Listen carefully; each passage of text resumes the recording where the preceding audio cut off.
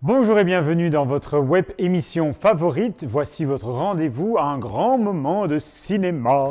Ou pas. Bonjour Nicolas, Bonjour Emma, comment vas-tu? fort bien. En cette semaine de Noël, pas grand-chose comme sortie, mais alors de quoi va-t-on parler? Il y a peut-être deux films qui sortent. On va faire toute la sélection du coup. On va faire toute la sélection et on va même peut-être du coup pouvoir revenir sur un film documentaire. Ah oui, tu vas encore te mettre nu? Je me mettrai presque nu. D'accord. Alors on va parler de A comme Annie, oui et G comme Geronimo. bah c'est tout. Jeune orpheline qui a néanmoins des parents, Annie attend leur retour auprès d'une gardienne un peu portée sur l'alcool et sur la joie. Alors une orpheline qui a des parents, ça c'est déjà c'est du Oui, teasing. mais disons qu'elle a été abandonnée par ses parents pour certaines raisons, elle ne sait pas très bien lesquelles, dans un restaurant italien, un soir où ils ont mangé des cannelloni. Et donc elle attend que ses parents viennent la rechercher. Oui, quelques années quand même. Oui, quelques années, mais c'est un... Mais elle ne reste pas dans le restaurant. Non, elle ne reste pas dans le restaurant, mais elle habite vraiment pas loin. Elle est recueillie vraiment presque au coin de la rue par une alcoolique jouée par Cameron Diaz. Je suis très content de retrouver Annie parce que je l'avais aimée en 1982. J'avais trouvé ça très très distrayant. Ici aussi, alors la petite fille est assez impressionnante puisque c'est celle que l'on avait découvert dans La Bête sauvage. Oui, celle-là même, donc celle qui détient le record de la nomination la plus jeune à l'Oscar de la meilleure actrice, qu'on a retrouvée ensuite dans 12 Years a Slave de Steve McQueen, Tout à début fait. d'année. Ici, on est dans la grosse comédie. On est dans la grosse comédie musicale, moyennement musicale quand même, bien qu'elle soit fort enrobée musicalement, mais il y a peu de numéros chantés. Cameron chante.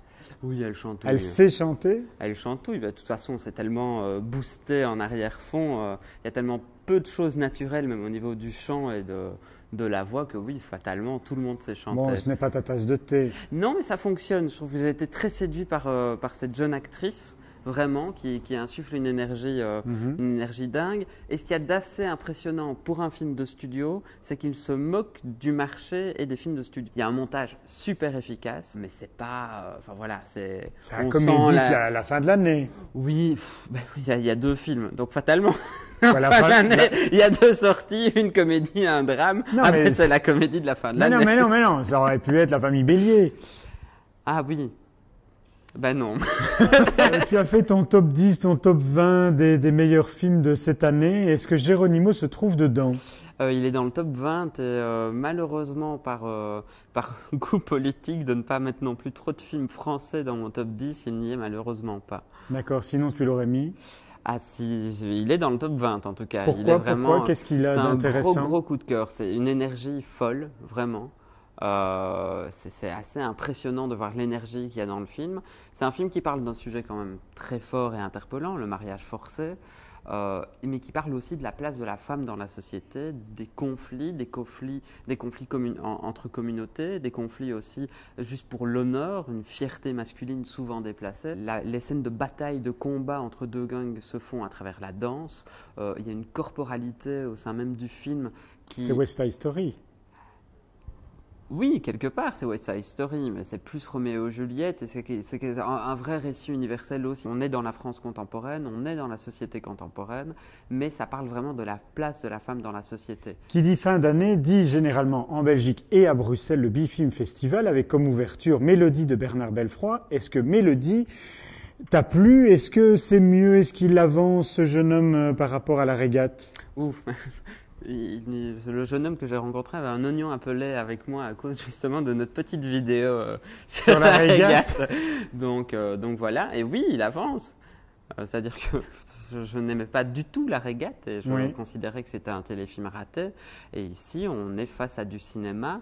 On est dans une approche, en tout cas au niveau du cadre, qui est très intéressante. On est beaucoup plus dans le gros plan, mais ça s'y prête par rapport au sujet. On parle de gestation pour autrui, sans prendre de position. C'est peut-être moi ce qui m'ennuie dans le film. Mais en même temps, ce n'est pas le sujet du film. Et ce qui porte vraiment le film, c'est l'interprète principal, l'interprète qui donne vie à Mélodie. C'est Lucie Debay qui est proprement impressionnante.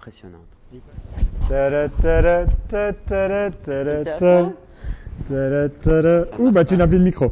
Mais il va revenir. Maintenant, je comptais remettre la veste en fait, c'est ça que le micro. Ça, c'est du documentaire. C'est du teasing pour documentaire. Je pense que toute personne qui n'aime pas la pilosité masculine est déjà partie. Voilà, c'est fini. Moi, c'est déjà fait. Alors, est-ce qu'il faut aller voir un documentaire aujourd'hui? Eh bien, je propose d'évoquer en tout cas l'Iranien, un documentaire qui pose la question de est-ce qu'il est possible de vivre ensemble? Donc ça pose la question de vivre ensemble. On a donc un Iranien qui vit en France, qui est athée et qui propose une sorte d'expérience à différents religieux. Et donc il lui a fallu 18 mois pour mettre son film en place. Il est dans la banlieue de Téhéran, dans la maison de sa mère en fait, sauf que voilà, personne dans la famille ne fait vivre cette maison. Mais il retourne dans cette maison en invitant, en conviant des religieux, et des religieux avec qui il va rentrer en dialogue. Il tente de rentrer en dialogue et il fait une expérience sur 2 jours pour voir s'il est possible de vivre ensemble. Donc les religieux viennent avec leur famille, la maison se retrouve divisée et il y a un terrain commun qui est un terrain de dialogue. Et alors? Eh ben, il faut voir le film pour savoir quel est l'intérêt de cet échange. Bon, et ça s'appelle comment? Iranien. Est-ce qu'on prendrait un petit gâteau? Nicolas, je te souhaite un joyeux Noël. Mais oui, un joyeux Noël. D'ailleurs, ce que j'aime préférer à Noël, c'est ça.